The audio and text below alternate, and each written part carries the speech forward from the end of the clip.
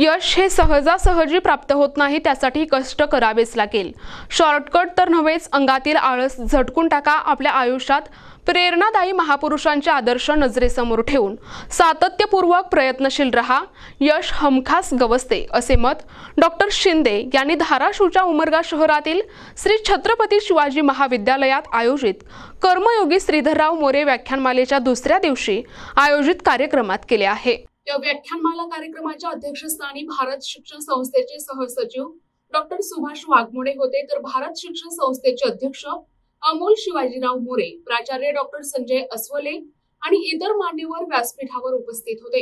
या व्याख्यानमालेच्या पहिल्या दिवशी कोल्हापूरचे सुप्रसिद्ध व्याख्याते युवराज पाटील यांचे उद्याच्या उज्ज्वल भविष्यासाठी या विषयावर व्याख्यान संपन्न झाले, तर दिनांक 27 सप्टेंबर रोजी म्हणजेच व्याख्यानमालेच्या दुसऱ्या दिवशी यशवंतराव चव्हाण वारणा महाविद्यालयाच्या प्राध्यापिका डॉक्टर प्रीती शिंदे यांचे तूच आहे तुझ्या जीवनाचा शिल्पकार या विषयावर व्याख्यान आयोजित करण्यात आले होते। शिका, वाचा आणि जिंका असे शिवाजी या शब्दाचा अर्थ सांगत विविध महापुरुषांच्या जीवनातील प्रेरणादायी संघर्ष यावेळी त्यांनी सांगितला। श्रोतेगण मंत्रमुग्ध झाल्याचे यावेळी अनुभवास आले। व्याख्यानमालेत सूत्रसंचालन डॉक्टर धनराज इटले यांनी केले, तर आभार डॉक्टर डी.बी. ढोबळे यांनी मानले। यावेळी महाविद्यालयातील प्राध्यापक आणि विद्यार्थी आणि पालक मोठ्या संख्येने उपस्थित होते। पहिला पगार घेऊन तो पहिल्यांदा जर कुठे गेला असेल तर एका चप्पलच्या दुकानात गेला आणि त्या चप्पलच्या दुकानदाराला म्हणाला, तुमच्या दुकानातलं सगळ्यात भारी चप्पल मला द्या। दुकानदार म्हणाला, ठीक आहे देतो, पण कुणासाठी पाहिजे? तो म्हणाला, माझ्या आईसाठी पाहिजे। दुकानदार म्हणाला, हो तसं नाही, नंबर सांगा ना, केवढं द्यायचं, कुणासाठी द्यायचं? तर त्यावेळी तो म्हणतो, नंबर माहिती नाही हो, पण एक मिनिट थांबा। खिशामध्ये हात घातला, एक पांढरा शुभ्र कागद काढला, तो त्या काउंटरवर अंथरला। त्या पांढऱ्या शुभ्र कागदावर चिखलानं माखलेले 2 पाय होते। तो म्हणाला, हे माझ्या आईच्या पायाचं माप आहे। गेली कित्येक वर्ष माझ्या पायात चप्पल नाही घातली। मी म्हणायचो, आई काटे कुठे मोडून येतेस, अगं कुरूप होईल, एखादं चप्पल घे ना स्वतःसाठी।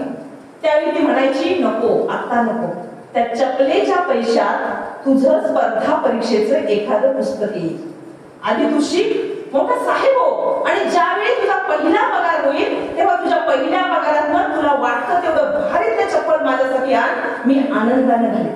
आणि मग तो अधिकारी डोळ्यात पाणी आणून सांगतोय, आज माझा पहिला पगार झालाय आणि त्यातून मी माझ्या आईसाठी तुमच्या दुकानातलं जेवढं भारी चप्पल आहे तेवढं घेऊ शकतो। दुकानदार म्हणाला, साहेब जे चप्पल पाहिजे ते न्या, पण हात जोडून विनंती करतो, तुमच्या आईच्या पायाचे ठसे मात्र माझ्या दुकानात घेऊन जा। कारण एक आई अनवाणी पायानं रात्रंदिवस कष्ट करते आणि आपल्या मुलाला अधिकारी बनवण्याचं स्वप्न बघते, आणि किमान माझ्या मायेच्या पायात मला चप्पल तरी घालता यावं म्हणून एक पोरग रात्रंदिवस कष्ट करतं आणि अधिकारी होतं। हा आदर्श मला माझ्या MBBS मध्ये शिकणाऱ्या मुलाला घालून द्यायचा।